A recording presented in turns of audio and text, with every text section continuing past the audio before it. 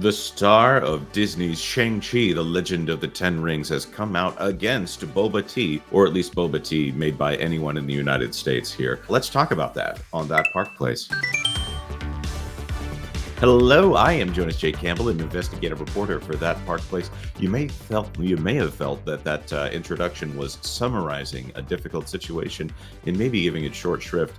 I just want to get into this as soon as possible, but Vash, have you heard the comments from Simi Liu? I have heard the comments from Simi Liu, and this was an amazing story to me because when I originally heard it, I was like, what are you talking about here? And when you actually look into the story, it becomes something that transcends what you would think of as reality.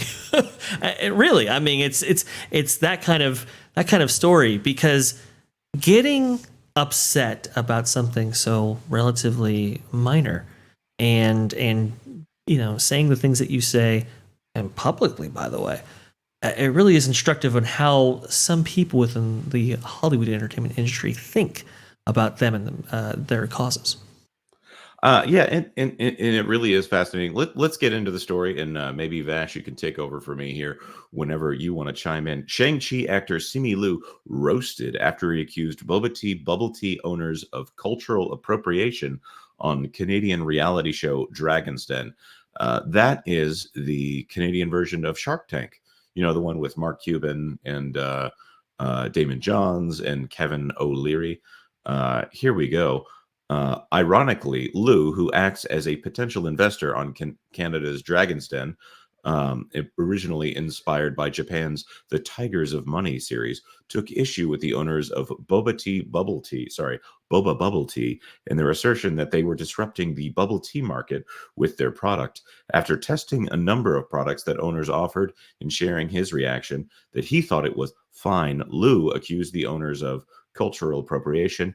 He said, "I'm concerned about the idea of disrupting or disturbing bubble tea because it's something there's also an issue of cultural appropriation. There's an issue of taking something that's very distinctly Asian in its identity and quote unquote, making it better, which I have an issue with." I am studying your can, and I am looking for anything that tells me where boba came from. And where boba came from is Taiwan. You know, I started this venture company for a lot of reasons, but really primarily to uplift minority entrepreneurs. And not only do I feel like this is not happening here, but that I would be uplifting a business that is profiting off of something that feels so dear to my cultural heritage. I want to be a part of bringing boba to the masses, but not like this. So for that reason, I'm out. Thanks. Respect that. Respect that. Merci. Makes me sad how successful this business is. It makes me sad that people are, they're Why? drinking boba with the raccoon with the sun. It doesn't mean that they don't have the opportunity to change and do that. That's true, but there has to be a willingness, and I have to be able to invest in these founders knowing that, that change is possible. They didn't say no. The collaboration that they've had to this point is with their supplier in Taiwan. And if nobody else has told them that before, you can't put that all on them. This is fascinating. Actually, Shang-Chi, which is funny, actually borrows a lot from hip hop in some of the ways that it presents itself. There's an interesting aspect of Asian culture in the United States that actually borrows a lot from hip hop itself, which I don't have a problem with, because I think we all acknowledge, especially multicultural aspects of this that forgive me, I don't want to say word salad when I say this, but Asian culture, specifically Japanese culture, which he's Chinese, he's a Canadian born Chinese immigrant, or if he's not Canadian born, his parents brought him over to Canada when he was very young. He should acknowledge the multicultural aspects of Asian culture in the United States in North America, I should say, because this gets so messy when you try to pin down, well, he's from here, he grew up here, he played a Korean, even though he's Chinese. If you want to say that all Asian cultures are the same, I suppose you could say that, but but this ends up being this weird mix of so many cultures. But he wants to say, no, no, no, no, no. Boba tea, which, by the way, I think boba tea might have actually been invented in the United States by Asian people, so it adds an extra wrinkle on top of it. Trying to draw these lines because these I want to say Quebecois, so French Canadian people that were doing this, but they're partnering with someone who is in Taiwan, which I'm not going to comment on the geopolitical aspects of Taiwan and whether or not that is under the complete control of China.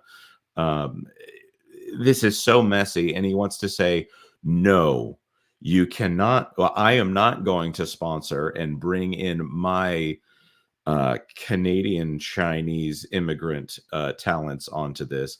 I'm going to say the line must be drawn here. You French Canadian white people who are using a Taiwanese distributor, that is cultural appropriation. Vash, please take over and add any context you want on this.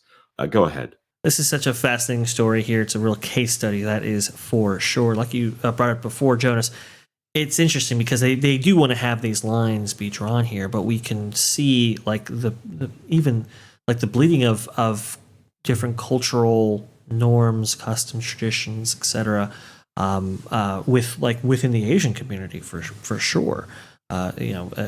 Japanese takes inspiration sometimes from Chinese and Korean and so forth and all of that. I do think they are culturally distinct. I'm not saying that they're not, but it is quite interesting to track that, because what somebody like Simi Liu here wants to do is they, like you said, they want to have these lines be drawn and then have people like stay within those lines, and it's like, well, that goes against human nature and actually the cultural evolution that takes place over time. This whole thing about cultural appropriation to me never really made sense because the way cultures evolve is inspiration from other cultures. And so I never really got onto that premise, but that's just me. Okay, well, if you want to go ahead and preserve the sanctity of boba tea, I suppose it's a hill to die on. I just wouldn't have necessarily done it in that way. And then to say publicly during that clip there, during this kind of Dragon's Den or what is kind of an offshoot of Shark Tank, in which you have a line of investors looking to invest in a product or not investing in a product, usually those investors will say something like, financially minded, like, okay, well, what is your ownership stake in the company? How much debt do you have? How much are you actually willing to give us? Okay, what's the valuation? How did you come up with that valuation? All of these questions that are very, very good, at least in terms of investment. His whole line was, because you don't actually have the history of boba tea on your can, and because you are culturally appropriating this what is drink in this way, I'm not going to go ahead and invest, which was wild. That's bizarre, but hey, you know what? It's your money. You choose to invest however you want and for whatever reasons you want. Then after the fact, when he was asked about, hey, what's the deal there? Him saying, oh, I'm sad that this company is actually doing well. That was crazy. Yeah, that was the point at which I was like, whoa. So that's the other aspect of this. There was a video that he released after the fact where I'm just going to say it. He sounds like a spoiled actor who I get it. You've had some level of success. Simi Liu is not a household name. Most people don't even know what Shang-Chi is, despite the fact that it's a Marvel movie. He comes down and he's like, I'm hearing they're getting death threats. You guys don't need to be doing the death threats. That's not on me. It's a very non-apologetic kind of apology, something that I imagine a California mother doing when she's on the soccer field after her comments are misinterpreted. This is not, I don't know. It's just, it lacks accountability. And I don't understand what creates a person who talks like this. Just the kind of, we all understand that I'm not the person at fault for this is how it comes off. Nobody needs to be threatened for anything. And by the way, Simi Liu does not need to be harassed, although he is a public figure. And if you want to calmly tell him that he needs to grow up, I don't think that's a problem. But peacefully, telling him that. No harassment, but voicing that, I think, online is fine. If someone wants to release a video and you want to respond to it, I don't think that's an issue. I just think that this guy went scorched earth, apparently, on them. This is all very cringeworthy, and I wonder if the people, if Disney is reacting to this and they are testing him out to see whether or not they want to do Shang-Chi #2, which I'm hearing that he will have that. I'm sorry, I don't know if Henry's coughing is showing up on here, but I'm going to redo that. There is probably a contingency within the Walt Disney Company that sees this kind of virtue signaling and sees it as a positive.